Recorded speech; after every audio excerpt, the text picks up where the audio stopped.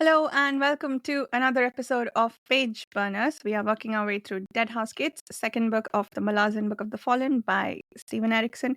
We are working our way through all of the Malazan books. We haven't got to an Esselmon book yet because we're reading them in publication order, but we will get there eventually. Today's discussion is going to be for chapters 11 and 12, the first two of the sub-book entitled Chain of Dogs.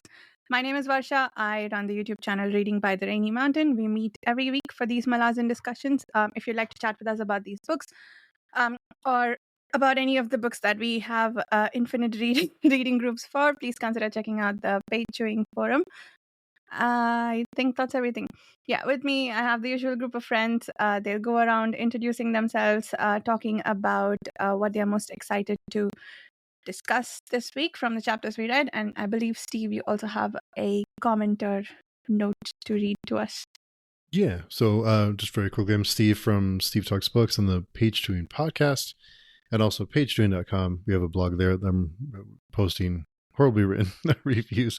We're looking for more reviewers, by the way, too, so anyone's interested, get in touch with me. So a couple of things. We did a comment from DL I'm sorry if I'm mispronouncing the name, but you did mention her in regards to Felison. Her body is her only remaining currency from our conversation last week, which makes a lot of sense. Also, wanted to mention, last week we were just kidding. Everyone calm down about Hairlock. We were just playing around. We have our own lore going on now. We're just wishful thinking about Hairlock. That was him, though, just for the record. It's been confirmed. I'm not joking. It was Hairlock. I'm rewriting my reality. Could be. we went back and forth on the forum. It was a good time.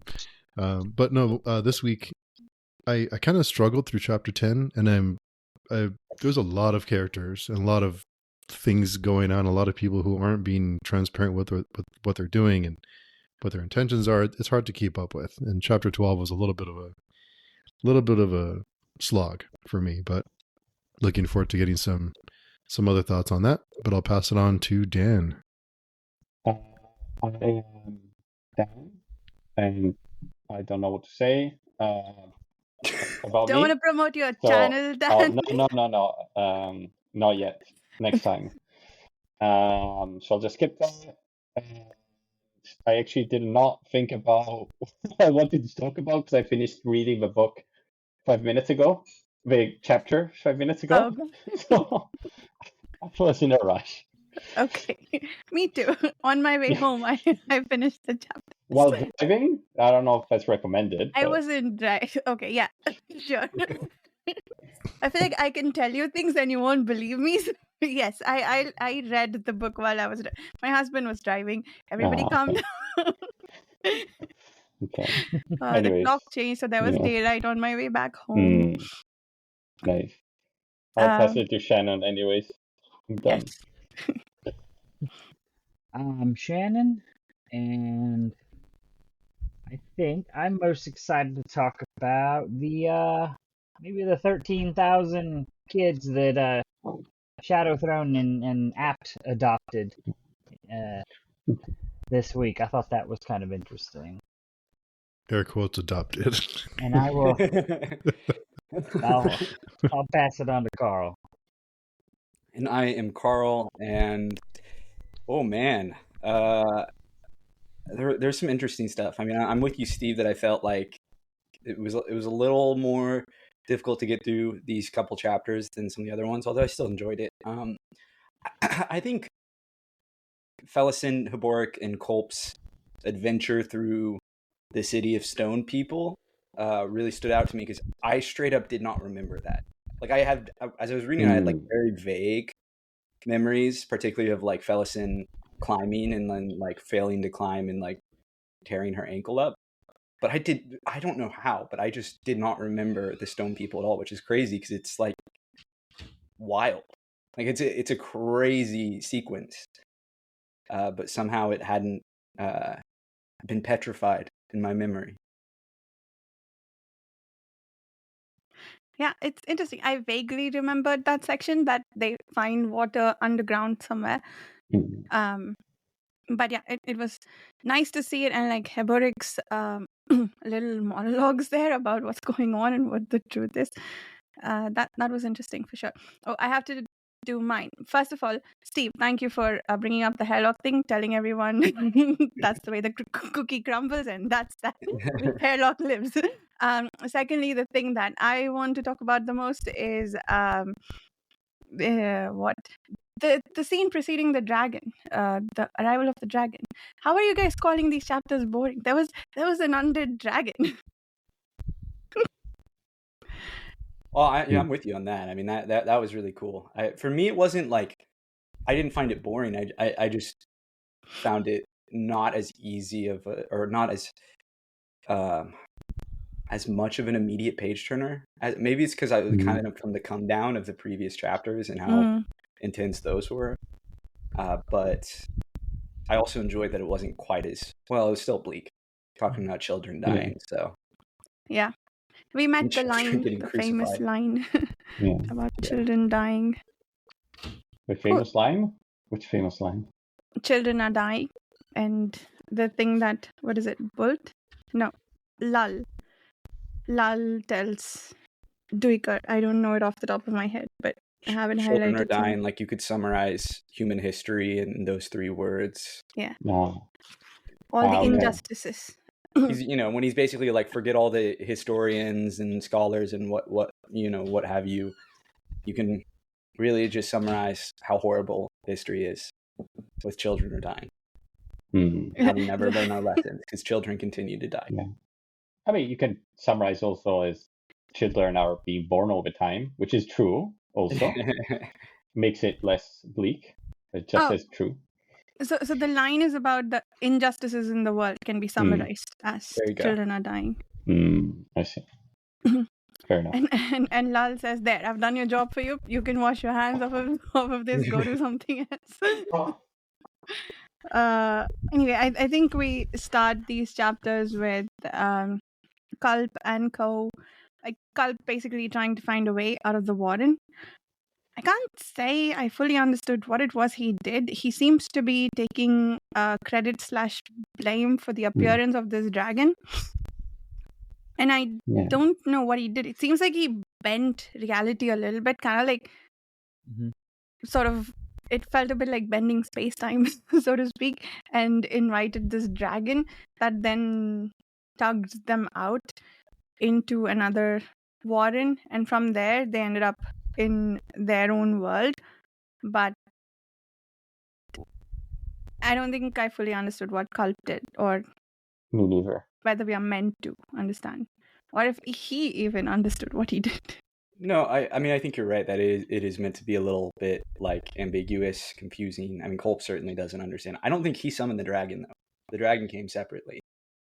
And the dragon helped him actually rip a tear in reality. I mean, my understanding in terms of what he was attempting, because they were like, we're screwed if we just get stuck here. And so he's like, well, I create, illusions. And so and illusions are all about fooling people, making them believe reality is something that it isn't. So what if I trick reality itself and make it believe that there is a rip in the warren here? And so he tried to do that, but he was not strong enough. And then the dragon started helping, I think. And then on top of that, some mysterious ascendant came in and used him to tear open the portal properly. I thought the ascendant helping closed it or something. Or that's what I thought. I may be getting the events backwards. I thought there was something like a tear, then water was coming through, and then he was like, shit, I need to close this. But I don't know how the tear got formed and why it was coming water out of it.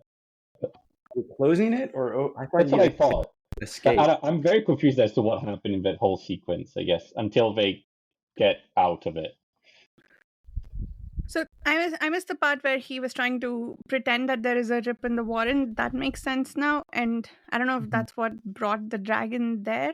But once they crossed it, before that, they were talking about how they can only go from water to water, air to air, right? Yeah. Like within the warren, they can only go like follow the elements. So they seem to have landed themselves in some sort of ocean. And then they started flooding whatever place they were in already, and it was really bad. But I don't know where the flood was coming from, because the sea that they were in wasn't very deep. Yeah, I thought it was like it's coming from a different warren or from their own reality or something like that. I don't know. That's what I thought. Okay, But I but understand. Yeah. he definitely ripped open a Terran reality to Yeah. get back to the human world. That definitely is a thing. That's the first thing he did. Okay. And then, But where did the dragon come from? oh, and you know what? The dragon helped him and basically made it. I mean, it's left ambiguous what warren they open a portal to, but then we get the fire that washes over them, right? But that doesn't kill them, and it washes over Bowden and makes him like all bronze and Yeah. Gessler. But that's after, and, right? What's that? That's after this whole thing, right? There's a whole thing with the water first, and then when he's done closing or opening or whatever, then they somehow, I don't know, are they on top of a dragon? Are they dragged by the dragon? I wasn't sure what was happening. And then they go to the fire world or something. I don't know. They're in the wake of the dragon, as in the dragon is like flies over them and they're moving behind it in like its winds, kind of, because they're on a ship. So they're flying? Float around. No. The sails are being blown by the wake of the dragon. I see. And there may be a sorceress aspect to it because it kind of keeps happening. I see. Like part of the problem was they were just like stuck floating on this ocean. Yeah. And they needed to get, otherwise they're going to starve. They need to go back. And so then the dragon shows up, and as Culp is trying to figure out what to do, and the dragon actually helps him open up, like it basically possesses him. We do find out it's soul taken, so it is not just like it's some person who transforms into a dragon, and other ascendants invaded him. Yeah, I guess our old dragon's soul taken. Every dragon we've seen up until now was soul taken. Nope. Okay. Nope. There's one we met in Gardens of the Moon who is not a soul taken. The red dragon. The red dragon that is on Moonspawn. It's not. We don't really go into it much, but I promise you that dragon is not soul taken. Is just like a dragon. Okay. They do exist. Separate, just like dragons, like flat dragons do exist in this universe. Flat dragons. Okay. Yeah. Not three-dimensional ones. Exactly. Ones that like paper. Okay. Yes. That's how they go through everything. It's how they slip through reality. It's their whole deal. That would be cool. Hairlock, when he's reborn for a third time, is going to be one of those dragons. He never really dies. Hairlock wasn't reborn. No. He was just alive. Wait, no. No, he died. It wasn't a second time. It was a second rebirth. He definitely died in Gardens of the Moon. Yeah. No, I mean... He died? I thought he was... Oh, yeah, he died. Yeah. I'm sorry, forget the rest of the Book of the Fallen. This is now the Hairlock podcast. So tune in every week to hear our thoughts about how Hairlock is going to appear next and how he'll get out of his latest scrape. Yes. Yeah. Okay, fair enough. Yeah, looking at the one of the wikis, Culp mentally accesses the Menias Warren in an attempt to find a way out of the Curade something Warren, but is unsuccessful. Soon after, a very large undead soul-taken dragon flies between the Sunlada and the Rent. Sensing that Culp was trying to steal the Rent, the dragon physically takes hold of Culp, making him hover above the deck and casting him in a blue flame. Other ascendants take notice and also inhabit Culp. This action seals the Rent and Culp is freed. The dragon flies off, and the Silonada is steered to ride in its wake. The dragon then opens a warren that is engulfed in fire. Bowden picks up Felison and jumps overboard as the inhabitants burn on the Sinalda. Okay. That still doesn't explain who made the Rent, I guess. No. Okay. Yeah, Culp and the dragon together somehow made the Rent. I guess, there was the first Rent that was someone else. So, wait, what? So there was one Rent that was opened and closed. Culp maybe had something to do with it because he kept saying, "What did I do? What did I do?" And then he was trying to close it. The dragon realizes that he's trying to close it and then helps him. And then some random ascendants notice something happening and they decide to participate. So now the dragon's like, you have helped, I'll back off. And so all the ascendants together and Culp, I guess, I don't know if Culp backs off at this point, but they close the rent together. At this point, they are somewhere with water. But from here on, the dragon's still on their side of the rent. And they follow the dragon and they get charred, or they feel like they're getting charred. And then they end up in our world. It is possible that they are now in a warren that has access to other places. Like you can travel through the warrens to get to our place, except that warren was apparently completely closed, so they couldn't find a way out. So maybe they got themselves into a warren and they just traveled through the warrens to get to our world. And it might have just been one warren where they got nearly burnt to a crisp, and then they came out. But they jumped off a ship in the fire warren, so I don't know how they got from there to our That's world. That's true. While they were still getting burnt. But it's possible they had come out of it, but they were still feeling the sensation of being burnt because it was really hot.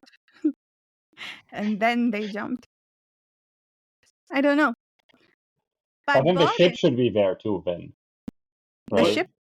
If they were already in the real world when they jumped, the ship should also be there. Yes. But it's not. What I will say... isn't it? Oh. Is it? I thought it was. No, maybe not. Sorry, go ahead, Carl. Without explicitly naming it, we have learned the name of the warren they traveled through to get back to like the human world. The Warren of Fire. No.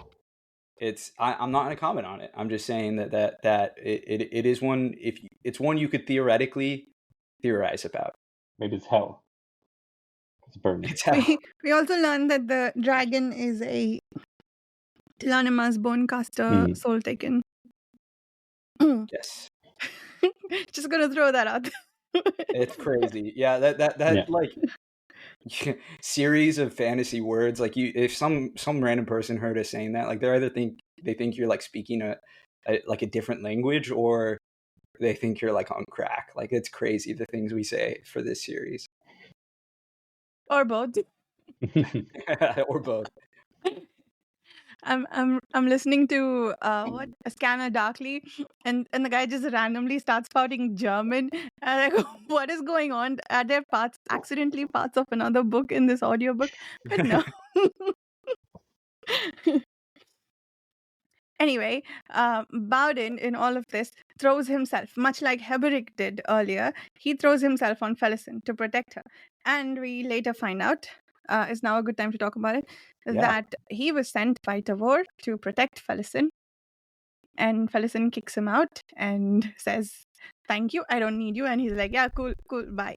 I'm out. Additional context for that, right, is he's a talent, which were like the CIA to the Claw's FBI for our Americans out there. They handled intelligence, assassinations, things like that outside of the Empire, while the Claw was supposed to be within the Empire. And then the Claw kind of did everything after Lysine took over, because she was not in charge of the Talons, and so wanted to get rid of them because they were loyal to the old Emperor, or that's the idea. Which is cool, learning, right, about the history of the Empire. I definitely always enjoy that.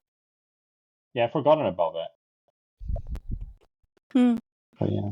So this is Which the also thing that adds a little bit to Tavor's character, because how did she hunt up this outlawed person? Like, I don't know. We have no way of knowing, I don't think, but it's interesting that she's apparently got connections to a more illicit side of the Empire. It made Felicin's story even more tragic in some ways, because what her actions were making it harder for him to get her out. So she was trying to survive, but in trying to do that, she made it harder for him to get her out. It's pretty sad. But I think he could have just told her, like all the way from the beginning. He just said, "I'm here. I'm gonna get you out. Just chill. We're gonna work together to get out." Right?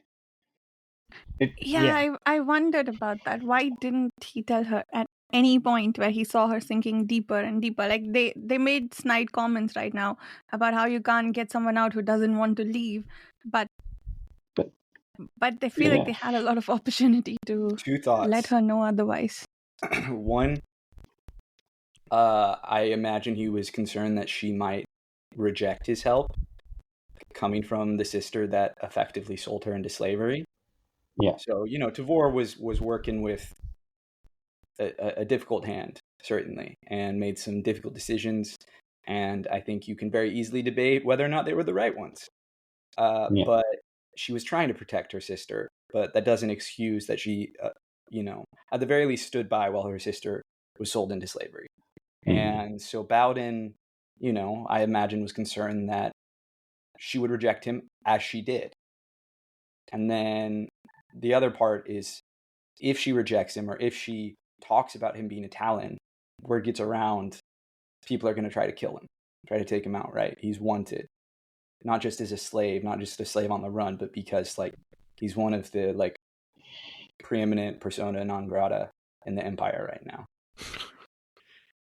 And it makes their intimate interactions even more puzzling and gross. I hadn't even thought about that. That is crazy. Because you figure he'd have a little bit more restraint. Yeah, and see, I remembered this thing about Bowden last time when we were reading that section, and I was like, yeah, that makes it worse. That he was supposed to be protecting her, and whatever judgment he decided that he wanted to pass on her by doing whatever testing he wanted to put her through, it seemed like a really strange way. But I think someone, maybe it was Shannon, brought up that he wanted to give her the chance to kill him because he knows that she took the knife out and basically take it back or something. But even that, I don't know. For a man of his skills, I feel like there'd be other ways to get the thing back. He's probably just an asshole. That's probably I think. Yeah. No, I agree with you. I don't sure, he's been sent out to protect Felicin, and he did do, I guess, the best he could, but I don't know if he entirely always acted with her best interest at heart. What I wonder is he getting paid to do that, or is there some sort of other reason why he's doing it? Is he still part of some sort of organization? The way he tells it, I guess no, they're all on their own, but maybe he's still somewhat feeling like, oh, this is some work for vampire or something. I don't know. Yeah, I guess like Shannon said, the more interesting question might be how she was able to get someone like him and to get him to do this. Even so, what is his motivation? Yeah, that makes sense. Money seems boring, but what else could it be? I was gonna say, yeah. So during this, when they were escaping that warren, the dragon and the ascendants were both helping Culp, Culp close the rent in the warren, right? Yeah. And Culp thinks to himself that the dragon was indifferent. Like, these people mean nothing to him. Like, they just happened to be along the way that the dragon was doing something. But the ascendants, he feels their malice, right? And then we get Felicin's perspective, where she's also experiencing both things, the dragon's indifference and the ascendant's malice. And before I go there, Culp prefers the indifference to the malice because he doesn't want to be actively hurt, I guess, by the ascendants. But Felicin prefers the malice to the indifference. She doesn't even detect it as malice. They are paying attention to her, and I think she prefers that to the dragon's indifference, that we are just fleas on its back, which I think is a very interesting insight into her character, why she's still so keen on Bennett and so hateful of Bowden, because I think Bowden's behavior towards her can in large part be translated as indifference, right? She probably would interpret his attention to her, or lack of it as indifference. But Bennett, whatever negative attention he gave her, it was still attention, and I think she preferred that. I think that was a very interesting thought she had that explained a lot about her character, especially when we saw how someone else would think about the situation and how she's processing it. Yeah, that is an interesting note. I did not think about it, but makes sense. Yeah. And there were a few other things that were really interesting about this scene. There was, I guess this whole thought process that Culp engages in before opening the warren, like what's real versus what isn't, is the synergy within a mortal's mind. Can reality itself be fooled into asserting an unreality? Like, sure, this is in preparation to doing the magic, but I feel like that could be applied to some of our characters who are blinding themselves to reality in some ways, or are forced to blind themselves to reality, like Icarium and Felicin. And basically, what's inside their mind is what's true for them. We talked before about like overarching themes across the book and maybe across the series. This felt like one of those to me that can, like, a connecting point between our characters and situations. And I like that in some cases the connection happens, like at least one of the connections seems to be through a means of magic, like the path of hands, for instance, the human animal equivalents that you drew, Carl. The path of hands is like actual magic, and same with this one, with Carl basically bending reality to his mind. I thought that was interesting. And then there was another about the power of words. I think there was a conversation in the previous chapters between Fiddler and was it Mappo, when they were talking about the power of words, and Mappo tells Fiddler that it can bring down empires, and there's something here about that too. He'd hoped he would find inspiration once within the Minas Warren, some thunderbolt delivering a simple, elegant solution with all the grace of poetry. And Fisher Keltat apparently said poetry and sorcery were the twin edges to the knife in every man's heart. So I feel like that's another thing, like with Duiker as our main character. I think we're really exploring one of our characters that we're following to tell the story of this of Coltane's chain of dogs, and maybe part of the apocalypse, the writing of history, the power of words there. I think that also, I think that seems to be pointing towards that theme. So I thought this was a very rich section that like brought a lot of insights to the rest of the story. Great points. Yeah. No, I'm with you. It is interesting how illusion magic kind of functions inherently as this metaphor for the way people blur the lines between their subjective reality and the objective reality that we all live in. Yeah, that's pretty cool. And it was also really cool to me how illusion magic felt like, what could you possibly do with that? How are you going to help? Like Warren of boat repair was probably better for you to but yeah, he got them out, and in maybe like by renting the fabric of space-time, apparently he brought them out and called a dragon upon them. It's a very cool way of trying to use illusion magic, right? Like, that sort of metaphysical, metaphorical playing that is done is just very cool and very creative. Yep, definitely. So they come out on this island, and then we meet Pust. No, we don't meet Pust. We meet. Oh, this is the section where we find out that Pust has kind of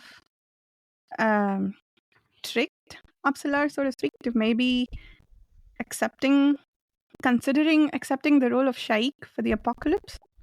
Yep, I think, a little before that too, there's a lot of exposition in this section, which is why maybe it was a little slower, although I did actually really enjoy it. I don't know what worked less well for Steve here, but I did find it also interesting that they kind of explicitly spell out that the path of hands and all the Soul Taken and Divers are kind of trying to maximize, or like they're like playing out the circle of life and kind of the battle for like to be the top predator in the most literal way, in that there's, you know, the explicit notion that becoming Soul Taken or Divers is becoming, you know, more feral and seeking to dominate even more. It's like embracing a predatorial mindset.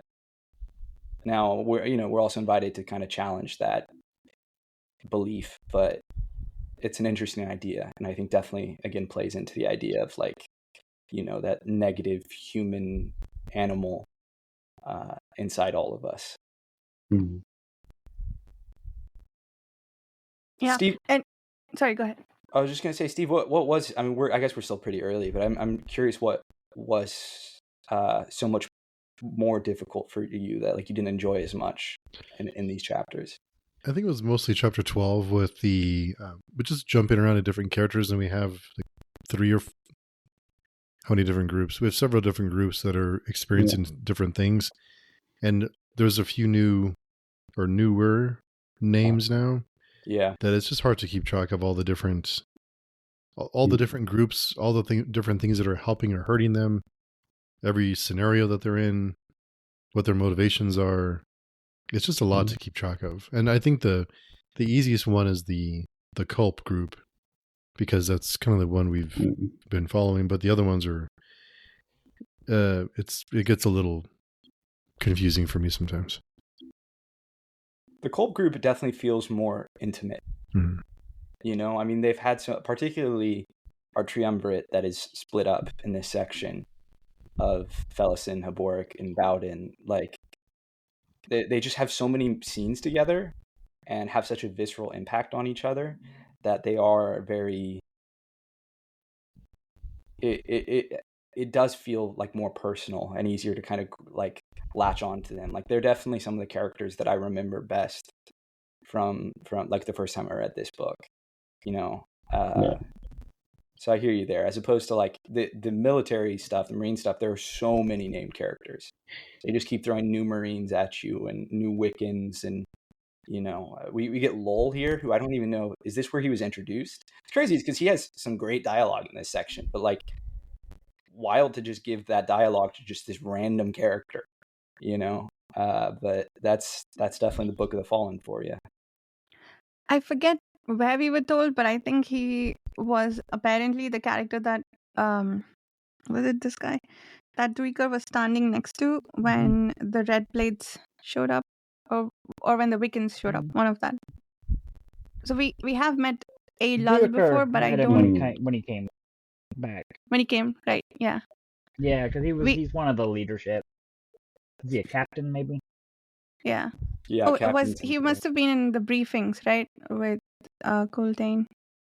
I'm pretty sure he was at least named before, but I don't remember if we met him. Yeah, we saw him briefly in like a meeting. That was about it, though.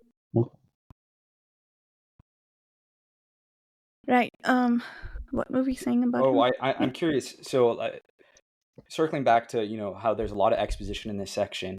I mean, we kind of open up with like a shitload of exposition being dropped and them like explicitly spelling out some of what's going on here.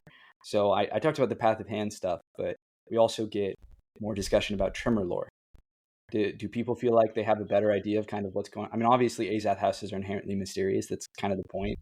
But is everyone kind of more comfortable with Tremor lore conceptually? Or Dan, I saw you kind of making a face. No, I was kind of thinking when they were saying like the expedition about the Azath houses, it seemed like they're like common knowledge, but they're there. I guess people don't want to say exactly what they are. They have like it's not that they don't want to say; they don't know what they are. I guess, but it seemed kind of like people. They were saying like people have all these superstitions about Azath houses, where they're just unlucky or whatever. But it seemed like, you know, it was kind of implying, at least to me, that people know they're like more powerful, but don't want to think about it or don't want to deal with it. Sort of. But yeah, I didn't know they were like. I didn't realize they were so. People just saw them there. They knew they're there. I thought it was like a secret thing, but I guess not. Well, like they talk about, there's the one in Malice City that's just there, and everyone kind of just lives around it. And I mean, it's like Malazan's probably no more because there's one right there.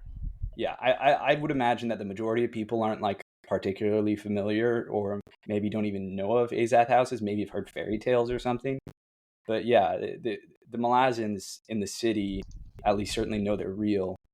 And I mean, yeah, if you lived in a city with like a magic house where when people go into it, they don't come back out, like, I guess that's one of the crucial details. We haven't been inside one of them yet. But I would certainly say that it is a notable point that they have a bunch of superstitions around them. But it wasn't also clear to me that they actually knew what this was. It felt more like a haunted house situation, that there's just something up with that house and people live around it. Does that make sense? Yeah. I guess some people know about it, but... I think there is a lot of mystery, right? And probably a lot of rumors and superstitions going around about what exactly it is. But like, I'm sure some shithead kids have like tried to get inside. But the question is also like, like, can they even get inside? Like, is it going to open for them? The Azath houses are mysterious. They don't just like, you can't just like stroll in, theoretically. Yeah. We know they trap powerful entities, so do they reject anything that's not powerful enough? Like, do you have to have a base level of power to enter? Do they look like normal houses, or if it's just like houses as in like a box or something? I'm pretty sure they're supposed to look more kind of naturalistic. Okay. The one in Darujistan just grew out of the earth, right? I kind of imagine it with a lot of plants growing around it, but it might just look like an overgrown, mismanaged house.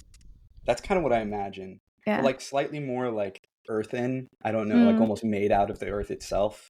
But you think it looks like something that someone made, sort of, not like something that nature made. Yes. Okay. I do think that there's a structure to it, that it does look like a house in some way. But that may just be my imagination. That's not like a spoiler thing or anything. Like I that's just kind of how I picture it in my head. I remember there being like some kind of growth or like vines or a tree growing around the house. So yeah. Yeah, I imagine a really large witch's cottage. Yeah. I see that. I vibe with that. So you were talking about the thing about the, what was it, Path of Hands? Yeah, same. I think Fiddler tells I forget who explains it, one of the two, Mappo maybe, about when Mappo says, oh, these beasts are going to want to rule and blah blah blah, and Fiddler's like, why are you talking about, they are the only ones who want it, humans have wanted it too. Which, that made me think of the parallel you drew between that and the war going on, Carl. But that was something I definitely latched on to for the same reason, and I was like keeping my eye out for it. And I didn't remember them ever kind of laying out the metaphor so explicitly, but they really did. It is interesting. It's blowing my mind actually how much, I think I said this in Gardens of the Moon too, but how much Steven Erikson does just explicitly tell us. So there's just so much going on that like it's easy to miss things. Like, we're at the point now where there's a thing that Shadowthrone says when he appears in chapter 12, where he lays out a like major plot twist in the story. He basically walks up to stating exactly what his plan is, and it's just like kind of casually said. It's crazy. I'm not gonna go into more detail because I mean it's there, but it in some ways it's not a spoiler at this point, but it's also like not explicitly like step by step laid out. Oh, you mean for this book, right? Not for the series. Okay, yes, for this book, I think specifically what Shadow and Pust in particular is doing. Yeah. Like, I think I Shadowthrone remember straight that up line. says it. Yeah. It's crazy. I was like reading that. I was like, I can't believe he just like drops that in the middle of this book. That's Yeah. wild. And I think Pust says something too. He does, yeah. Yeah. And I guess these guys guess something too. Mapo guesses something that may or may not be true, or what may be happening we later. have again. I mean, part of it that they talk about repeatedly is that the idea of making Apsalar Shaik reborn. So that's a major thing to definitely latch on to, right? And using her father as bait, basically her father who is servant. But how Everyone's would following did that part? Shadowthrone know that Apsalar was going to end up in the desert here, where she was going to find her father? Did he know that all this stuff was going to happen? Well, remember, Puss wasn't like always there. So I imagine after she was kind of transferred over, he's adapting and playing. You know, I don't think it was like I knew when Cotillion first possessed her that this is what we were going to do. I think it was like, oh, Shaik is dead and Apsalar is here. We can play with this or something before that. I mean, maybe even before that because Servant was around before that, I think, but he'd been keeping it in his back pocket. How long had Puss been there? I assume he'd been there for years. That was my assumption, but actually I don't remember if it's mentioned anywhere. Is it maybe recent? He's only been there for like a couple of months, maybe? I mean, I think my initial impression was also that he had been there for years, but my read this time around, I feel like he's a more recent arrival. Like we see him kind of wandering in with Servant, so I don't know. I guess it is vague. It's certainly not explicitly stated. Not that I noticed, at least. So how long was it since Apsalar had been in the army for several years, right? 2 years. For 2 years? Just 2? Interesting. Yep. Okay. So do we think that boat crashed down below in the basement immediately after, like when she was taken, that they took the boat too and brought it to this temple, in which case Pust has to have been there for 2 years. Must have, yeah. Unless he got stuck somewhere in a warren for years or something. Maybe, yeah, I don't know. That's a possibility. I guess. Yeah. But we have no idea how he got there, so... Yeah. And the thing Fiddler says about the father being complicit in getting this Apsalar to become Shaik business, that was interesting. Like, we haven't heard the guy say anything at all, but what would he have been told to convince him to... I don't want to say deceive, but get his daughter to do this thing. Yeah. One thing I just thought was, which is interesting, is that connects with the previous chapter or the same chapter when they're talking about Visilanda, and then Colby saying, oh, realms are connected, worlds are connected, so water goes to water and land goes to land. But in the case of a boat, did it go from water to land? How does that work? That's the opposite, right? You mean when they all jumped out of the boat? Well, no, the boat, the Apsalar's father's boat. Oh, I see what you mean. He must have been in the water, I guess, when he got taken. Otherwise, why is the boat there? But he went into the middle of a desert, which is the opposite of, I guess, where it was before. I don't know if there's something to it or it's just. Well, he wasn't traveling between warrens like the other guys were. He was just snatched up. I mean, by Shadowthrone, who's a god. So I think that's different. I assume he must have gone through a warren, like when he was snatched up, even by Shadowthrone. He must have taken it into the Shadow Warren or something to carry him around. I assumed. Otherwise, how would the boat get there? Because I think they say like the boat is too big to fit through the door. So I assumed it must have gone through like different, like a warren or something. Yeah, it had to go through warrens. Yeah, you're right, and it must have been Shadow Warren, right? I guess. We haven't seen water in the Shadow Warren though, so I don't know how that works either. Does it have to be somewhere that currently has water? Because I'm wondering, we've been told that Raraku used to be a sea, and I wonder if like sea to sea transition, except the sea now no longer has water.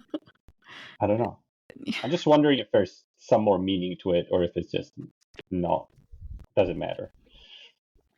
Yeah, I expect it's probably the latter, or it's using some mechanics that aren't fully explained, but probably makes sense. I don't know. Okay, fair enough. Maybe. I don't know. Yeah, that is an interesting point about transitions between warrants. And I'm trying to remember whether that like really plays a big role elsewhere in the series, because there's a few things that came up in Gardens of the Moon, for instance, that I'm fairly sure we never see again in the rest of the series.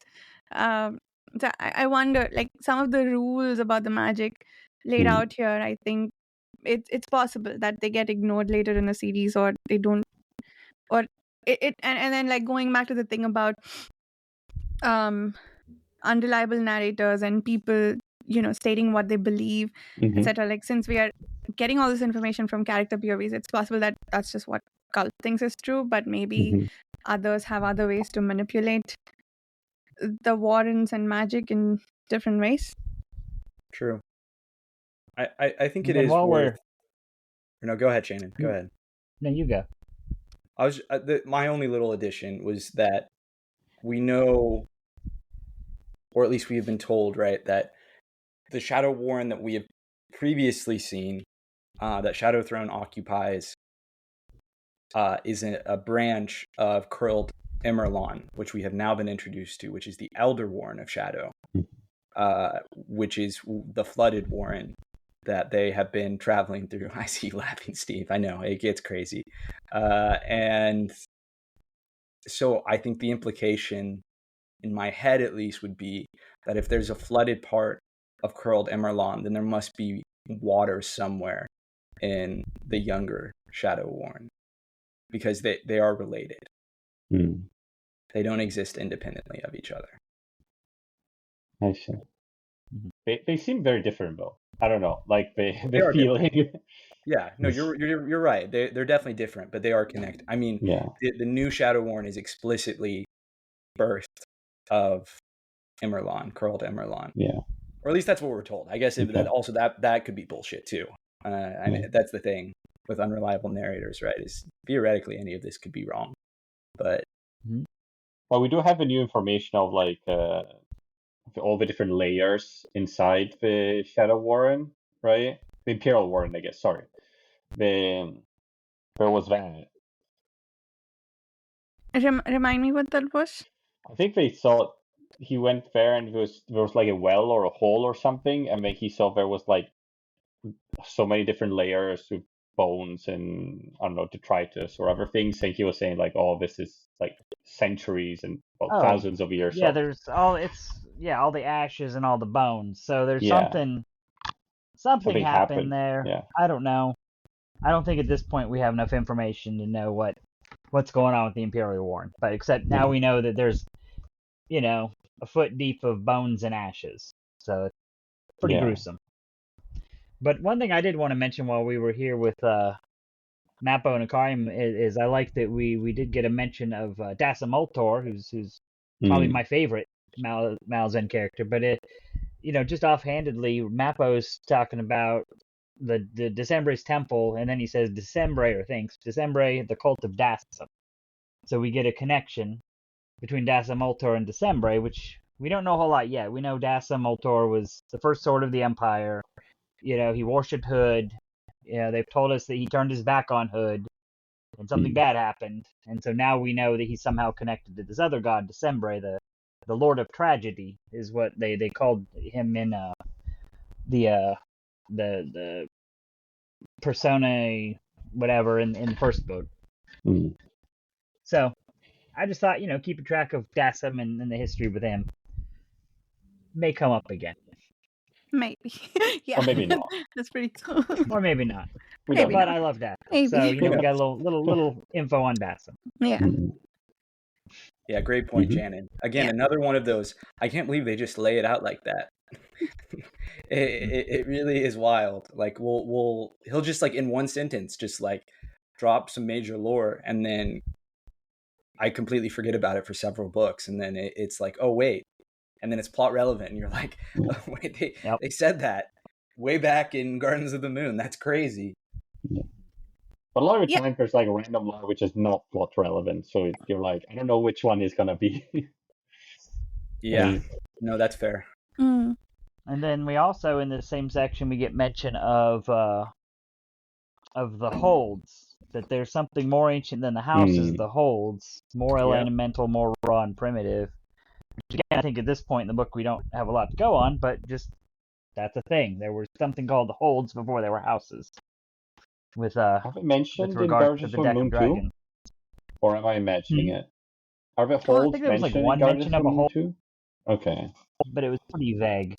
Yeah. I think this is the first time they really mentioned the holds before the houses. Like it's a little more connected. What they are. And they were more. Yeah. Yeah. Yeah, I was surprised to see the thing about holds because I remember it being explained in detail in a much later book, but it was mentioned here. A lot of things are mentioned or like the slight offhand references to that come up in later books, which I'm surprised by that they were mentioned. And I just went over my head the first time. 100%. Yeah. Another thing that is laid out for us finally, after kind of dancing around it for the entire book so far, is the deal with Icarium.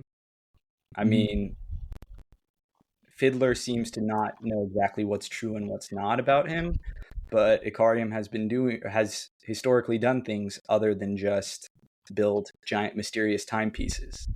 He has also committed genocides, massacred entire populations. At least those are the stories Fiddler's heard.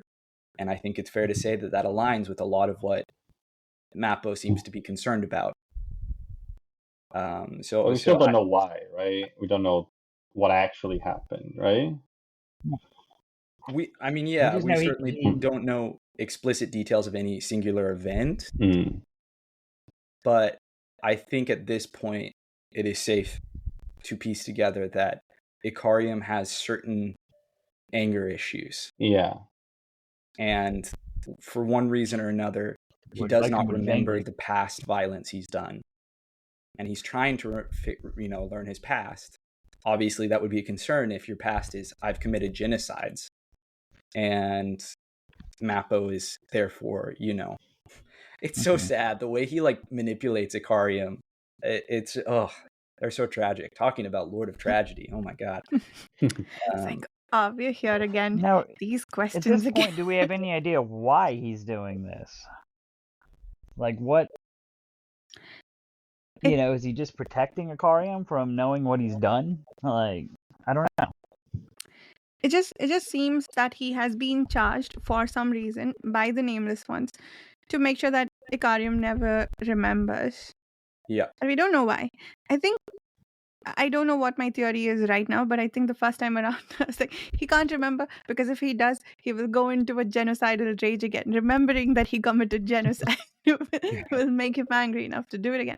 I don't think that that's true. So it is. I had the curious. same thought in the past, but then also, it doesn't make any sense to really. Now that I think about that. Yeah, given how a compassionate a person he seems to be, it seems. I mean, maybe it will break him, like not angered necessarily, but maybe the thought that he has committed all of that will break him and then put him in the state again where he has that fit of rage. Basically, has Mappo been charged to make sure that he doesn't lose his shit again, or is it something else? I mean, I think that's the crucial part. I guess it's still vague at this point, but I do feel like Mappo is a caretaker, as much taking care of the world as Icarium because of the concerns about what Icarium might do. The one little bit of pushback I would have to the idea that if he discovered his past, that wouldn't necessarily lead to him roid raging and murdering people is, I mean, we don't know why, but what if the motivation for why he did it, remembering that would then motivate him to act on it again? Yeah, that's what I was thinking. because that would be. But I don't remember actually the reason. I think it's explained later, but I can't remember for the life of me the reason. But yeah, but did I anybody don't know else why. think it was? Yeah, go. I was gonna say, does anybody else here think it was weird though that like Mappo just opens up to Fiddler, this guy that he like just met, and like, oh yeah, I'm keeping things from this guy. Like I don't know, it just Fiddler does know a lot of these stories, so maybe he's like, oh, this guy seems to know a lot of things, so maybe I can trust him. Seems like a smart person or something, or maybe you just need to open up to somebody. That's actually kind of my years feeling. of keeping Yeah, this. exactly. Like Here's somebody definitely, who's kind of figured it out. right. I definitely read it as like Fiddler is an open ear, and Mappo has talked to like no one other than Icarium for who knows how long, and so he is kind of desperate. I mean, imagine like there's a reason people just go to like the most basic talk therapy, where like the main point is just to like talk at your therapist about your problems because it's very cathartic. And you know, Mappo, he doesn't have any other friends or family members or a therapist to talk to. Yeah. You know, he can't talk to Icarium about his problems, right? Exactly. Like that's so he's like, yeah, for this guy, like he kind of understands what's going on. So here's me, you know, venting about my. You can't really talk to Icarium about a whole lot. I mean, imagine your best friend is this guy that can't remember you. Like, he seems like the nicest, sweetest guy most of the time, except for those times he goes into genocidal rages. But you know, yeah, that actually, I'm just gonna, you know, my quote for this whole section was in this. It says, it's Fiddler thinking. He said, has Icarium never wondered, never questioned the centuries-long partnership? And what is a friendship to the Jag? Without memory, it's an illusion, an agreement taken on faith and faith alone. How on earth is Icarium's generosity born from that? And like that really gives us a view into Icarium. Like, cause think what that would be like. Like you don't remember anything, and you only have like one friend, your best friend, and he's only your best friend because he tells you he's your best friend. You don't actually know anything. You don't have any shared memories of things we've done together. Like that's sad, but also like wow, like Icarium, that gives you his character right there. That he's that trusting. Yeah. For some reason in my mind, where you guys were talking about, oh, you know, he did all these bad things, so who knows who he really is and stuff like that. I was like, maybe it's like, I don't know, if Hitler lost his memory and the only thing he remembers is the painting and loving dogs or something, and then he has a guy that comes with him. He's like, oh, as long as you don't remember, he's like a really nice person, right? But I guess we don't know why Icarium did all of the things he did and how he forgot his memory, but that's sort of the image that was coming to my mind. So I see, okay, I have two things to say. One, I remember I forget if it was in this section or the previous section, where he tells Mappo that I mean, I forget the exact phrase, but he says something to the effect that isn't your friend fond of meting out justice? Like that's what he does. And today we learned that he does that by apparently committing genocide. The second thing I have to say is go Carl. Your name is today Icarium apologist. So I'd like your response to that. Yeah. So for the chat, you can't see in Riverside. You can change your names, and I changed my name to Icarium apologist, as Varsha mentioned. I would say I'm not actually an Icarium apologist, but I thought it was hysterical to name myself that, so I named myself that. I do love Icarium as a character. I mean, I think he's awesome. Just like a really interesting character at a lot of levels.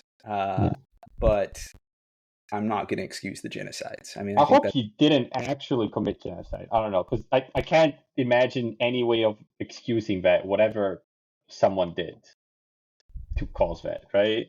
I don't know. I can't remember. Yeah, as I said before, I can't remember what actually happened.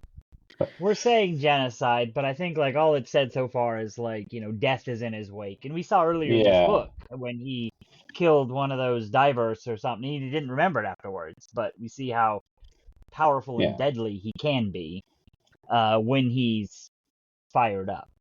Yeah. But the divers attack them, right?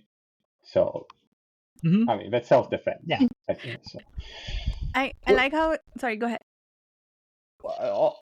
I was just going to say that I think part of what is interesting to me about Icarium is the moral quandary he presents as a character. The question of this person who has done unimaginably horrible things, but does not remember them and is otherwise really decent. Like, how guilty are they? Right?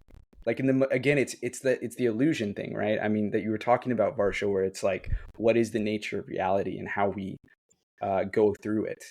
How do we judge things when the subjective and the objective don't meet? Where they in many ways seem to be opposed to each other. Yeah. Think about my Hitler analogy, right? It's perfect. A really more apt one would be like in a jury trial when someone is deemed like not of sane mind, right? Right. It's kind of like that. I do think Icarium is fascinating because I think of him as like it's like, oh, like I'm a really nice guy until my temper gets up and then I beat my kids. Well, I'm not a really nice guy, am I? But but what if I forgot in between? And I was just always that nice guy until I got mad, but then I'd forget. And it's like, well, you're still not really a nice guy, but you think you're a nice guy. Part of it is also like we don't understand why he is this way, right? Yeah. What is it about his anger, right? Like, was he cursed in some way? What has been done to him to make him like this? And so I think the mystery is also part of the moral quandary where like we don't know. So how do we judge him? Do we judge him? And I think that's kind of the point of his character. Like Steven Erikson wants us to ask that question, right? Wants us to be wrestling with like how guilty should we hold him? Should we just be like he should be locked in a prison and never allowed to see the light of day again? Should he be executed? Like, should we let him off the hook? Like, what do you do with someone like this? And as a society, and then even just as an individual, like, how do you feel about? I think without knowing the details, it's impossible to say, right? Absolutely. Mm-hmm. I think the uncertainty is kind of the point. He should probably be in jail, though, in any case, because he is a danger for society in any case. This definitely seems like a situation powerful for a jail. Yeah, like this seems like a situation where like an Azat house eating him might be a good thing, Yeah. Right. Or maybe being with people that he can't, very powerful people that he can't kill or something. Yeah, that's an interesting thing you brought up because the Soul Taken and Divers are supposedly very, very powerful, and they are all walking on eggshells around Icarium. They, in one of the opening scenes, they're like, "Oh, you're Icarium." The bear says, "I want to kill you," and he's like, they realize who he is, and they're like, "Okay, cool. I'll just go now. Please forget I was ever here." And now during this walk through the whirlwind, apparently a bunch of these people are just sort of skirting around the edges because they know that Icarium's in the neighborhood. So the question is, are there very many more powerful people than Icarium? Yeah. We know Rake is a really powerful being from a previous book, but he's soul taken. So we could guess maybe that he has power equal to a soul taken, maybe a bit more than that. And the Soul Taken are all afraid. Several of them together are all afraid of Icarium. So, yeah, we'll see. My last thought about Icarium for these chapters, at least, is I'm going to take a big swing for the fences here. It's something that I just thought of as we were talking, which is, what if he in some ways functions as a metaphor for humanity? Now, hold up here, okay? Because this gets complicated because obviously having one person represent a whole species is messy, right? Because you're talking about theoretically a bunch of individuals. But, at what point is the individual, especially on like a cosmic scale, at what point is like a species more than, the individual? Anyway, the point, it's a moral quandary, my point. And so, the idea that he commits these unimaginable atrocities but continuously forgets about them, doesn't remember them. In the same way that like humankind, children are dying. We're constantly murdering one another. We live in the most peaceful age in human history, but like there are still unimaginable atrocities being committed every day all over the world. And yet there is a lot of goodness in how we act day to day and how we treat one another. And so, even though we keep, forgetting the lessons of history, repeating ourselves and doing the same terrible things over and over again, are we inherently culpable as an entire species? I mean, I guess the idea of like, if you lock continuing this metaphor, and I don't know if this is intended or if I'm, reaching or anything, but this was just something that occurred to me. Do you lock up humanity in the same way, we think lock up Icarium, like if you talk about on like an intergalactic scale, right? I mean, maybe that's why that no aliens have visited us, is because we're Icarium. Period. I think that's a great point, and you also said something that will apply to the rest of the series, but I'll talk about that in the spoiler section in the forum. But I don't think you're reaching at all. I think that's brilliant, and it does tie back to the themes about history that we are getting to explore through Tweaker, and how people keep saying over and over again about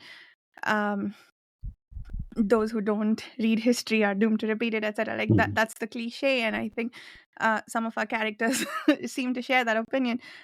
And that built on top of the thing about dying civilizations over and over again, like the layering of civilizations that have all died, which Icarium.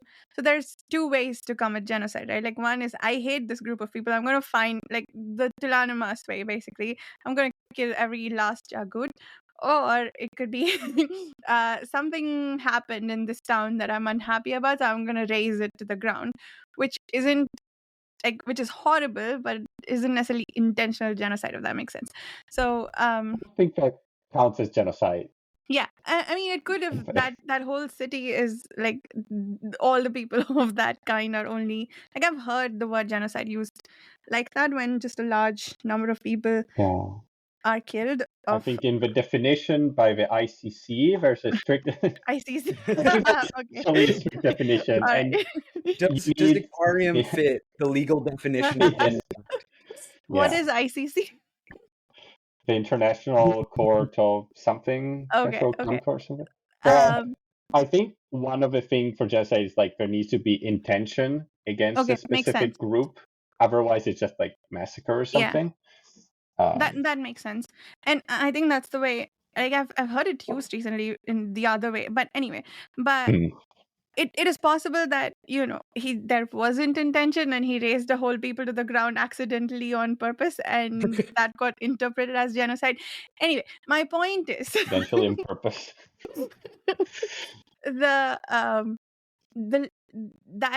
I think there is very much a direct parallel to the layering of dead civilizations with the layering of dead things that Icarium supposedly leaves in his wake. I think that's a brilliant point, God. Thank you. Oh, thank you.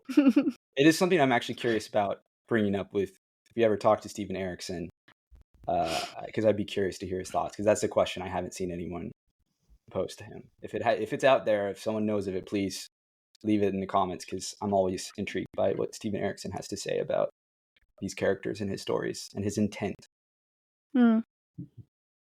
Yes, like that. I have to remember the other thing to bring up in the spoiler section. But writing this down. All right. So what's next? What is next? I don't have the pages opened. It's Kalam, maybe. Yeah. Yes. Kalam. Yeah. The crucified kids. Oh yes. Woof. Oh, was that whose topic was that? Shannon, I think. Okay, we'll get to that when Shannon comes. His was the kid. Well, the singular. I mean, I guess, yeah, that is the crucified kids. Never mind, ignore me. That's all one thing. That's one storyline. Okay, so let's do that one when Shannon's back. What was your thing, Steve? Oh, just going to mention that we're just going to bring up the kids. Kind of, it all fits into that. There's Shannon. Oh, cool. Shannon's back. Let's So talk about dead about kids. kids. Let's talk about dead kids. Dead kids. They're not dead. They're Well, half Crucified. demon now, I guess. close to being. Well, they're undead now, right? Well, Yeah, are they? this They is. were about to die. Sorry, go ahead, Shannon.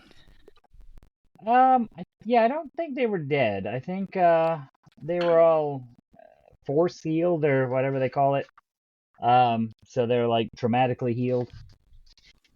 But yeah, like Apt, it's like we see this monster and think of her as a demon and she's so bad, but then she takes it upon herself to save. I think is it 1300 Mm-hmm. children that were being killed by the rebels, the Malazan kids. And I love with Shadowthrone. He's like, what am I gonna do with all these kids? And he's like, servants. So An how army. big do you think the Shadow Keep is? What am I gonna do with that many stuff?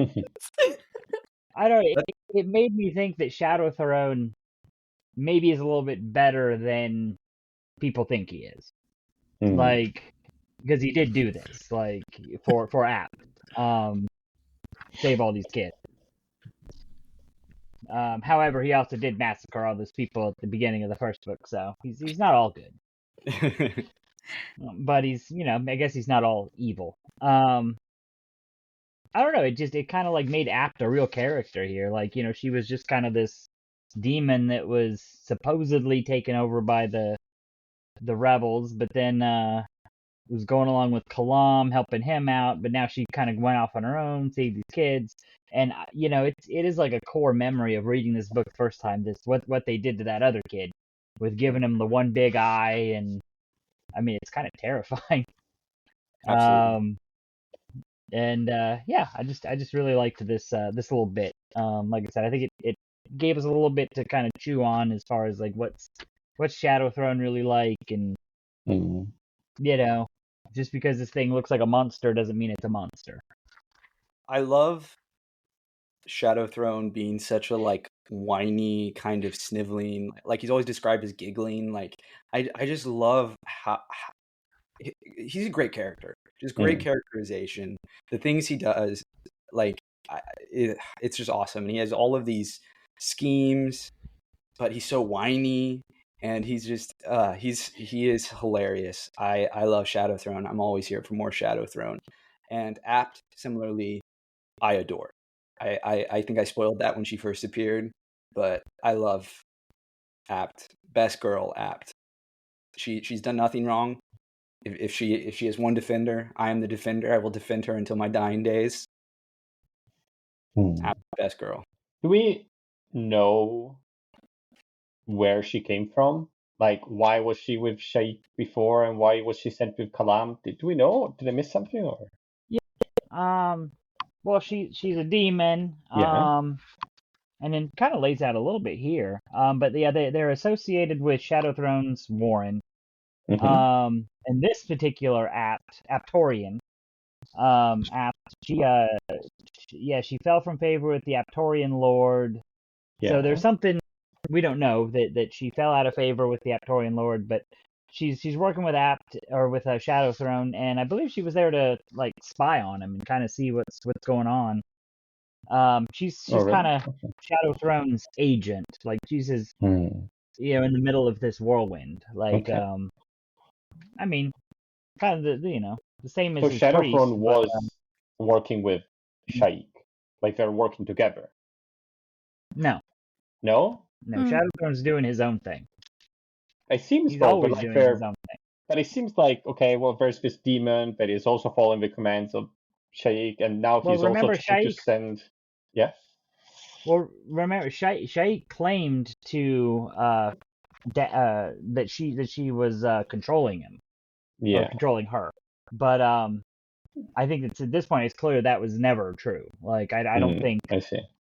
Like, yeah. Because I think they're the ones who told us that they think that it was that the Apt was there spying on them or something for Shadowthrone, or I think they know that. I think they knew that the Aptorians have something to do with Shadow. I see. But yeah. But Shaik sent Apt to protect Kalam, right?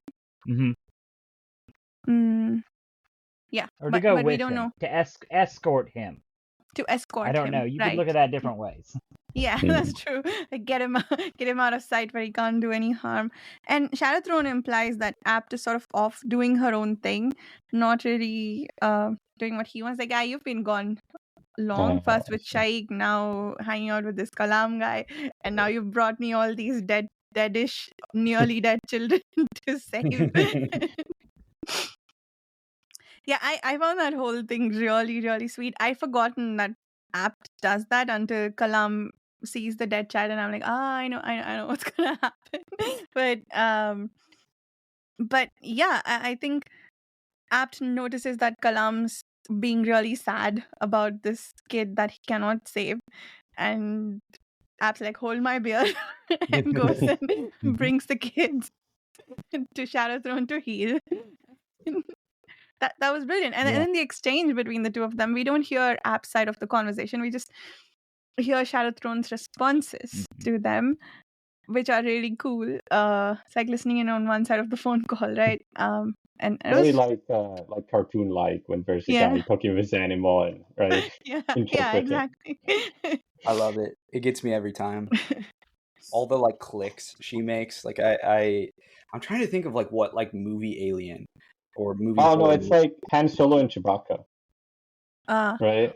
Certainly, yeah, similar. That's the vibe. Yeah. Yeah. Anyway, I love Apt. I think, she's a fully independent, like she has agency. She acts on it. I don't even think she saves the kids because of Kalam. I think she does it because she wants to do it.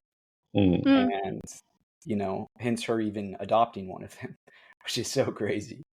Yeah, it's like this one. I want it to look like me. It'll be my child. Yeah. Exactly. It's so cute. It's so sweet. I mean, maybe she should have asked him, but I don't know if it's cute. He seemed pretty happy later on when they're killing the Semp god, or what's left of it. Right, yeah. She's killing the Semp god, and then the kid is grabbing at it like it's a random toy, and then after shoving it out of the kid's way. That was really cute. I need to read something must have changed in the kid's brain when this whole thing happened, right? He's not the same person as he was before, right? Yeah, that has to be true. Like, he seems to have some weird insectoid prismatic eye now, where he can probably see. Have we been told that? I think the eye was described, and he can probably see into other dimensions or worlds or something. Okay. I don't know. I feel like that was a description we got. I don't know if I'm dropping a spoiler here or if that's the description we got, but the eye was interesting. I don't think I'm spoiling anything. I don't remember what happens with the kid. So freaky, so cute. Yeah. I love it. I love playing with demons that way. They're so often just mindless monsters in fantasy. And here we have like one that full of agency, that shows compassion, that acts in ways that just seem so human. It's a lot of fun. I also want to, like, before the Sleepworn takes Steve, what was it that you wanted to talk about again, Steve? If we can jump to it. I know we're reaching the end of your time. Nothing too just mostly just chapter 12 being a lot of things going on. The whole, not to jump too far ahead, but the whole nobles are eating the babies, and that was some dark shit. Well, I think it was actually the cattle dogs that are eating the children. Like, that was the rumor, was the nobles, but didn't we see like the cattle dogs gnawing on bones? Everyone is eating the kids. Yeah. Everyone's eating the kids. Yeah, lots of kid deaths. I mean, you're hungry and you're taking away also a mouth that needs to eat. Win-win. Yes. I did think it was strange. I don't remember if we mentioned it, but about the servant being Sari's dad. Yeah. Yeah, I think this is where we find out in these chapters. Yeah. And Iskaralpast has been spouting a life given for a life taken, and we finally, I think, learn what that means. I guess they saved the father in exchange for taking Upsalar's, in taking possession of Upsalar. But that seems moot now that they want her to be Shaik and whatever that entails. That and basically manipulating her into that. So I don't know that Past can really make that claim, but we'll see where it goes. Because now it seems they've taken 2 lives, not given one and taken one, They're taking a lot. Yeah. Yes. What else? Well, they gave that an arm. I mean, that's got to count for something. That's true. One arm looked newer than the other. How can you tell? That was funny. A new arm. He got a new arm. So, any other topics? We have to talk about Felicin and that city of dead people, but I mean, there's a lot that goes on in chapter 12. I mean, I was just looking at it. I mean, you have the fight with the reborn simp god who's possessed one of the earth spirits, which is crazy. Yeah. That's another thing I did not remember happening in this book at all. So that reading that was like reading it fresh. We have Lostara. Is that her name? Lostara teaming up with Pearl, the Claw, who appears covered in ash from the Imperial Warren. And they were hunting down Kalam, but they got sidetracked. And, it seems like the Empress knows that Kalam is coming for her head. Another major thing. What else? I did want to, while you were saying that, this is a new Pearl that we got, who's a claw, as opposed to the Pearl that was, the Pearl that had claws in the last book. That was a demon. So, what a weird name to reuse between 2 books, but Pearl, I guess that's so true. Steve likes that name. Yeah, I thought for a moment that in Gardens of the Moon that was the claw guy, but yeah. I know but it wasn't. I know he's talked in the past about how some characters just like come on the page and he just starts writing their story and the story just grows. Like he likes to surprise himself, which is something I can relate to. Like it's one of the joys of writing is like writing something being like, oh, this is cool, or this character's got so much more going on than I realized when they came on page to drop some exposition. And Pearl to me is one of those characters, it seems like, because he does kind of come out of nowhere. And I think I'll just say that there's more to come with him. And he is definitely, I think, a scene stealer. His and Lestara's relationship is fun to watch unfold. Yeah, and Duiker in that Semk demon scene, he sees the star in the body, and he knows it for weapons of the claw, and wonders who the heck was helping them. And Coltane has a moment of fear too when he is told about this intervention, and we find out later that it was Pearl. That was interesting to me because I don't. Well, one, for that reveal, I remembered that it was Pearl. It's but the other was the order in which that was told. I don't remember there being many times when something happens and then something else happens that is written as if it is later, but it's actually sort of explaining more about a previous event. It's not exactly a flashback, but it's the same scene from a different character's point of view, except it hasn't happened later. It's the same, they're not side by side. They're at the end of the chapter after more things have happened too. So that was mildly, I don't want to say confusing, but it was interesting because I don't recall that kind of structure in many other places in the series. Yeah. Absolutely. That also stood out to me. Felicin and the dead, the limestone people. Very, very quickly, while the Felicin stuff, the city is like, that's the thing I wanted to talk about, but I do just want to touch on what a haunting image it is of Duiker walking around the camp and just like watching the dying. True. That's just like that cut me deep. Like that section really hit hard, and I was so relieved we got kind of a happy ending in this brief bit with them discovering the water and the rocks, which was again something I did not remember. So that was, really also hit me hard. A very victorious moment. They have what do they say? They have like 2 hours or something to something like get that. water to like 50,000 people. It's crazy. But I just found, the Duiker stuff definitely very affecting. I guess as I'm talking, I'm remembering how much of this stuff I really liked. So I don't know why. I guess the end of the previous act just hit me so hard that I was like, I guess I didn't realize how much I enjoyed this section too. Yeah, there's a lot of really good stuff. Yeah, it was fun. It was fun. A couple of chapters. Lots of kids dying. Very fun. Yeah, it's very. I mean, it's not and children getting mutilated. Yeah, but it was like only a page or something. Yeah. It didn't dwell on it too long.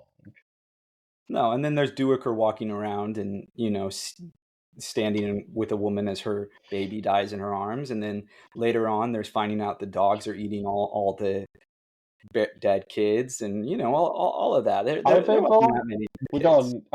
Do we know for sure that that's what's happening? No, Duiker was told not to look into it because he wouldn't like what he would find. Yeah, maybe if they're eating what's those the little critters that worship Iskalpust. Oh, the Bokarala. Yeah, those are kind of like humanoid, right? Sort of. Maybe they're eating bad. Sure. Yeah. Sure. Sure, Dan. Monkeys. It could be. I don't know. Like the Wicked Witch of the West type deal. Yeah, like monkeys. Yeah. That is always what I think of when I think of the Bokarala or the Oz flying monkeys. That's what's burned into my brain. Not Momo from The Last Airbender. No, sadly, they're not cute in my brain. They're kind of scary. That's true. Yeah. Yeah, Momo's cute. These ones aren't. Well, they could be. Oh wait, okay. That's the other bit I need to highlight. In this section with Iskarlpust about how they like worship him now, and they give him gifts. And he like is always trying to like get rid of any like throwing crap at them, and then they reassemble all of his bag of rocks so he can throw them again. They worship it. Like that's so funny. I'm obsessed with that. That's just one of I love how goofy the series can be, and just like silly while also including really bleak, heavy chapters, sections about children dying. It's just Malazan does it all. Yes. Yeah, Steve's humor doesn't always work for me, but there are times. But when it does, it really does. And the stuff, here with the Bokarala really worked for me. Just crazy.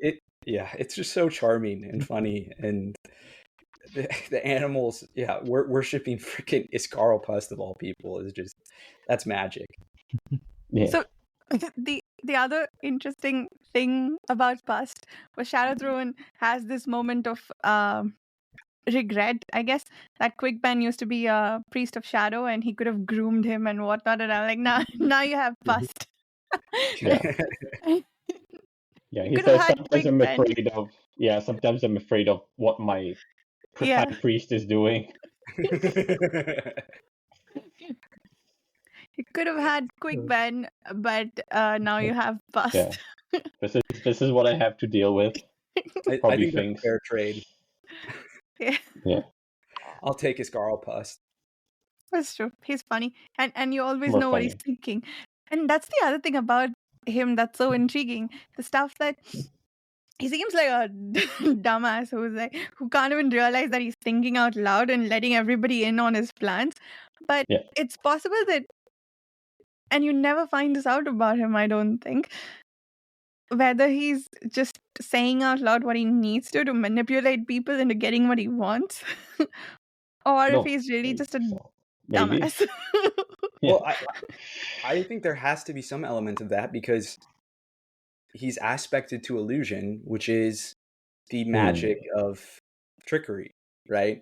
Putting on falsehoods. Mm. And Shadowthrone is clearly doing that, right? Shadowthrone is clearly putting on a whole persona. And so the question of like, who's the real Shadowthrone, I think applies just as well to Iskarl Pust. Like, who's the real Iskarl Pust? Yeah. What is he really into? Like, how much, I do feel like he probably is not solely acting. I often find, that people, you see this like theater actors, movie actors, what have you, that oftentimes they have to find like truth, emotion, parts of themselves to bring out when they're playing characters. And I feel like that's probably what Pust and Shadowthrone are doing, bringing out different parts of themselves. Like, I'm sure he's like actually like a whack job, but he's also more aware of what he's doing than he lets on. Maybe Shadowthrone, maybe that's the warrant of like comedy or something. It's not actually warrant of shadows. Yeah. That's why everyone is kind of funny. We have a Lord of Tragedy, right, in December, and so now we got our Lord of Comedy. Yeah. Why can't we have a Lord of Comedy? I would rather be the high priest of a Lord of Comedy than 100%. any of the other ones. 100%. It'll be way more fun. Yeah, Erikson, Esselmont, get on that. I know you're listening. Yeah, or the Warren of Food or something, right? Why do gods always have to be so serious? I kind of think Shadowthrone might be the Lord of Comedy. Ancient gods in Greeks were kind of silly.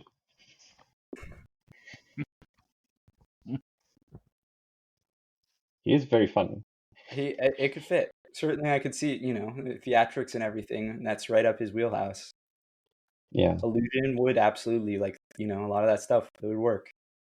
The more I read about him, the more I imagine him like as a, the comedy villain.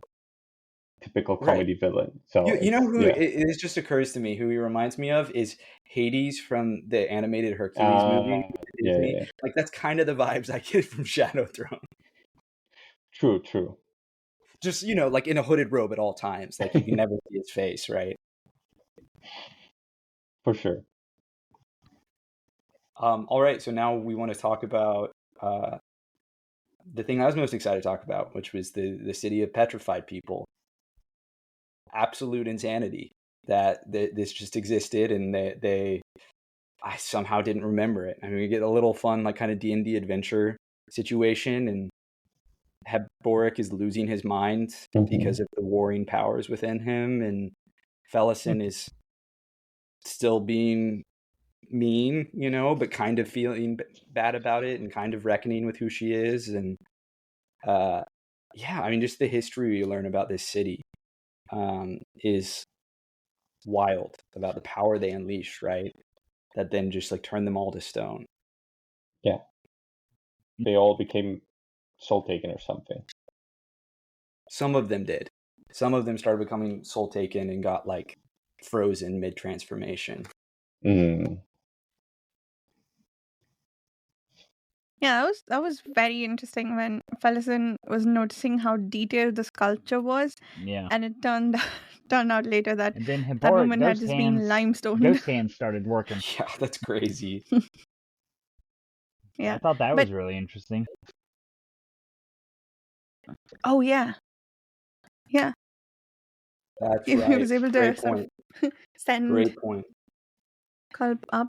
Yeah. And all the allusions to, like, they're mysterious, immortal custodians of the city, of the humans living there, who we are invited to think. Actually, I don't know. I don't think they give us an answer. Mm-hmm. We do know that some of the people there. Well, and they reference as being part of the T'lan First Imass. Empire, right? So what's going on there? I was about to say, this is the First Empire, right? Which is not the First Empire, because the First Empire was theoretically T'lan Imass, right? Or the Imass as they were. And even then, debatably they're not, because as far as I know, they're not the eldest of the eldest races. So history is cyclical. But yeah, I love that, right? That they're the quote unquote First Empire, but they're not actually the First Empire, right? The name would have irritated the T'lan Imass, Heboric says. It's great. It's also just like an awesome visual that they enter this like cavern that's really damp, full of water coming out of the desert, and there are all these frozen lifelike people, and some of them are frozen mid like shape shifting, and you just get the sense that, I mean, talk about a genocide, like they all just get wiped out. There's no escaping. If they were there, they got trapped. It's crazy. And the questions like what happened, what was unleashed that turned them all into stone like this. It's haunting and beautiful. It also it does awaken a memory that like there's some image out there that I want to say is like official artwork from one of the like deluxe editions of Deadhouse Gates that has a group of like 3 people walking into like a glowing cavern area. And I remember being like, I don't remember that in Deadhouse Gates. Like I always think of deserts and shit. What scene is that? And it's this scene. So Interesting. I'm sure someone out there owns the book where that is an image, or people I'm sure know. It's out there. You can look it up. But it's really beautiful artwork, and it's of this scene. I realize now. Is it the Subterranean Press edition, or is it the more recent Broken Binding stuff? No, I think it is Subterranean Press, because it was before the Broken Binding was a thing. So I remember seeing that like when I was first reading the series, and yeah, having no memory. I was like, this surely must be a later book. Like I can think of a few scenes in a later book this could theoretically be, but like Deadhouse Gates, no, it's right here. It happens. Very cool. Yep, very cool. Yeah. And yet again, continuing the thematics, right, of like the time before, right, the history, the way it's never really gone. It's just kind of waiting underneath the earth to rise up. And I like when but a little bit on that subject, maybe slightly tangential, is so Kalam notices this timepiece thing that he thinks Icarium built there, and then Pearl comes across the same thing, and Lostara asks him what that is, and he says an exercise in futility or something like, or an exercise in measuring futility. And I had to laugh at that because, well, I think Icarium built that, and somebody comments about how he was probably building all those timepieces so he could, because that's all he could do, because he can't remember anything about his own history. And then Pearl straight up says, oh, that was futile. And I thought that was a little ironic. And great stuff.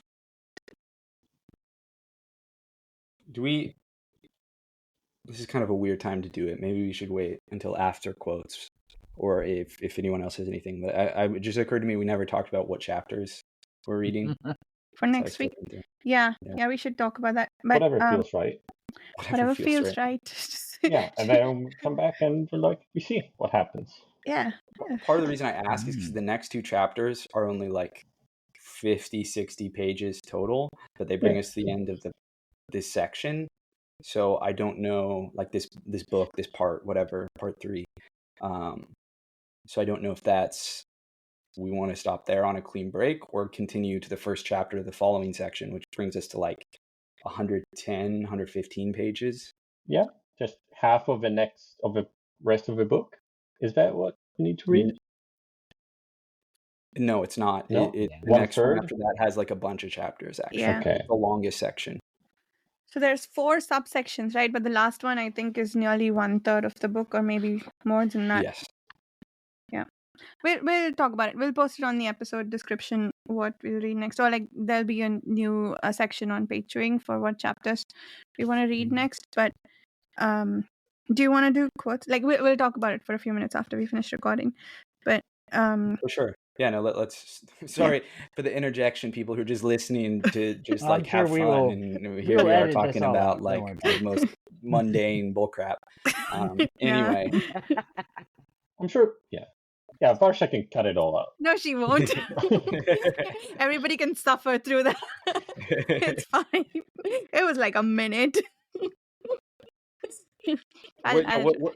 What's the Pearl quote about that you were just saying, Varsha, about the like pursuit of being like a waste of time?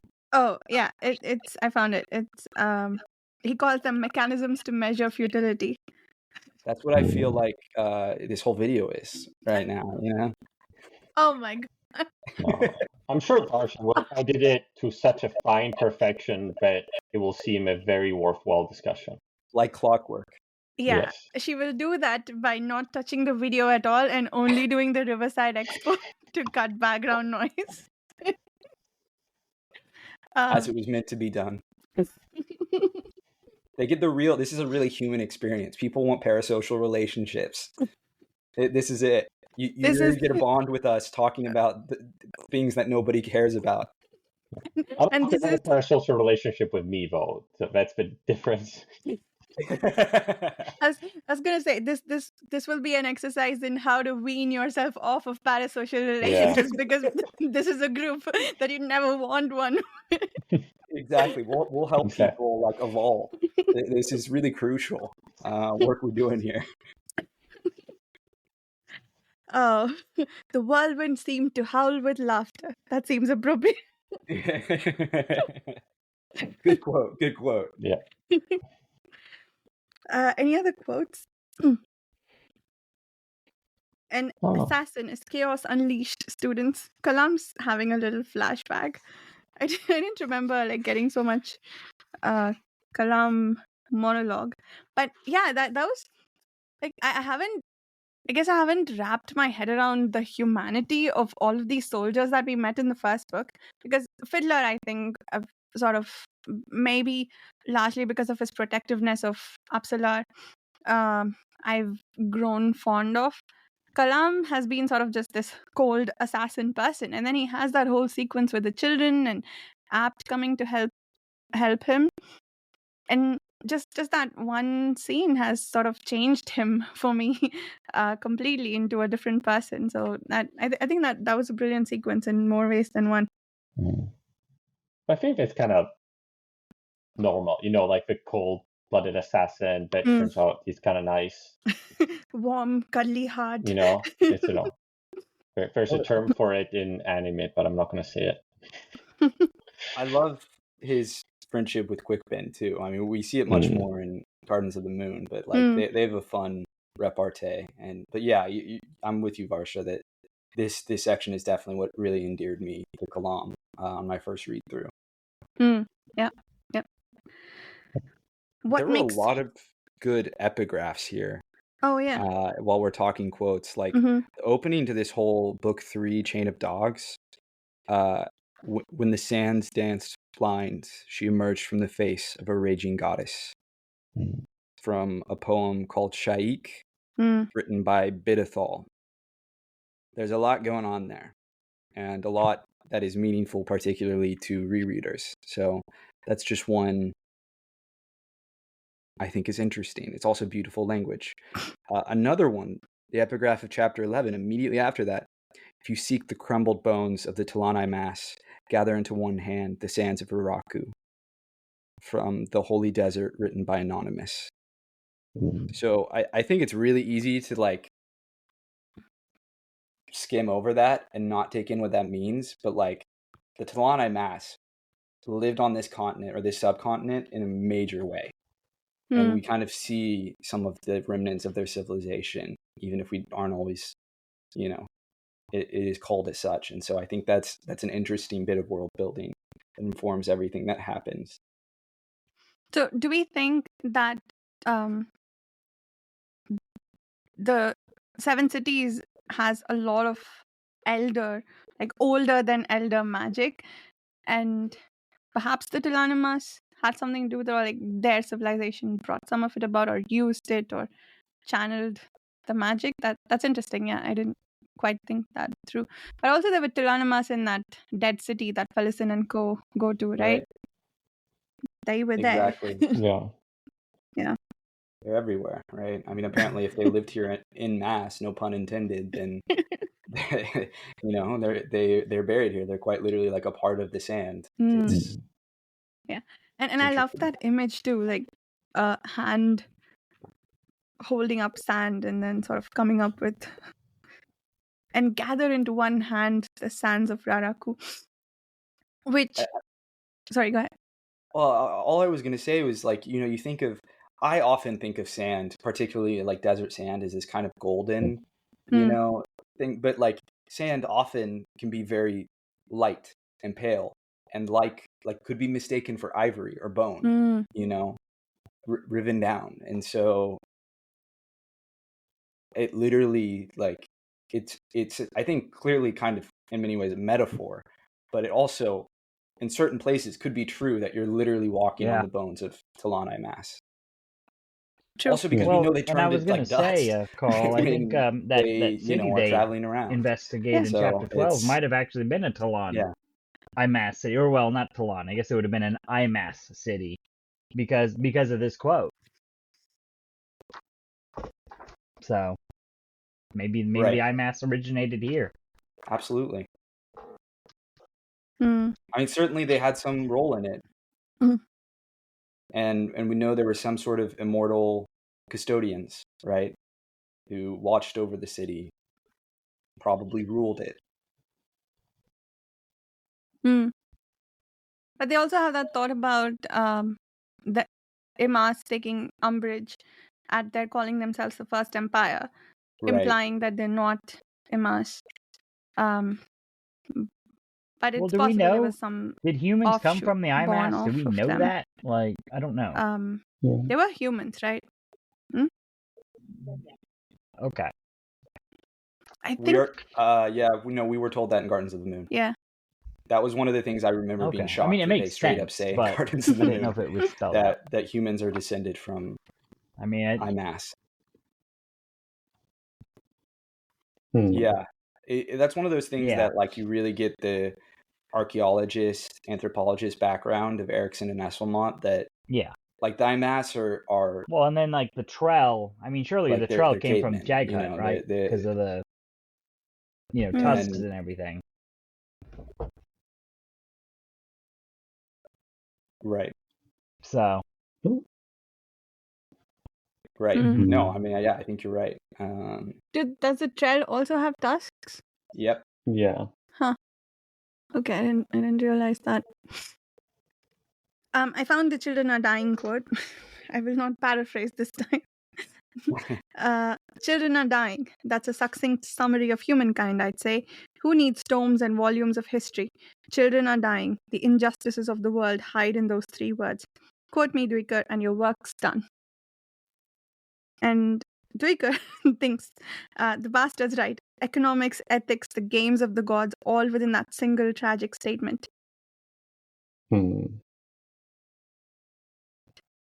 we get a bit of a Duiker, the historian origin story. Apparently, Kellen pulled him off from the army and said, "You're going to study." This is the kind of thing that makes me want to read those Path to Ascendancy books so much. And I'm holding myself back. I'm trying to see if I can hold myself back until we can get there together. Right? Yeah. Man, I really want to see like those guys, that started the Empire. Yes. Same. Absolutely. I like this insight into Kellen, but I suppose the Emperor loved lessons in humility, so long as they were never thrown back at him.